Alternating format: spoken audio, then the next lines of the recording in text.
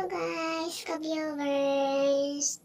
May napansin ako sa kahoy namin dito sa door. Ang daming mga anay, bahay ng anay. So, di na ako palikul-likul pa. Kumuha na ako ng brush namin nandun sa labas. Ay, ano ba itong mga panahon natin ngayon? Puro ulan na lang yung ulan. So, kinuha ko din ng pintura. Ilang years na itong nakatingka. Iwan ko magagamitan pa ba ito. So, tingnan ko lang, diba? Super excited ako mamintura kahit ting ulan na. So, hindi ko mabuksan sa kamay ko. So, ginamitan ko ng coach. Ano ba to? Ito eh. Basta. Tinignan ko, diba? Okay pa siya. So, excited yarn.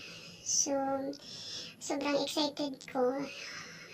Bago ko mamintura, kailangan ko linisin ko muna yung mga bahay ng mga anay. Mga ano mani, inismatch. Charot. So, para iwas masira yung kahoy.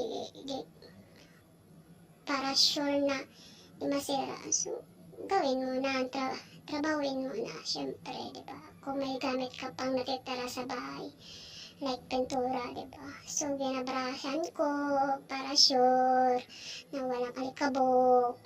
Hindi, wow. So, ay, sarap naman sa pakiramdam. Ganit, sarap sana ang pakiramdam. Dapat ang rest day mo, matutulog ka na lang. So, ito, ginawa ko na ng trabaho. Tinatrabaho ko na lang yung may anay na nandun sa kahoy. So, pininturahan ko na. Ito, binibilisan ko na, para sure na di na ako hindi na ako magkalangay-langay pa, di ba? Ang mga viewers ko dyan.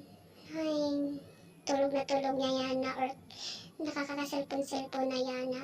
Ako naman busy ng busy dito. Ay, para din tong jowa, di ba? Relationship. Kung hindi, kapag may anay na sa relationship niyo, hindi pinturahan nyo na, para sure na wala na, para hindi na siya didikit. Hindi, wow.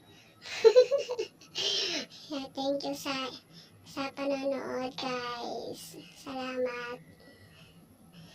I-update ko kayo kung ano na pa daw videos ni papa-upload ko. Thank you so much. Pagod yan. So, hindi ako napapagod, diba? I'm so happy na may nagawa ako sa araw na ito. See you! Hanggang dito na lang.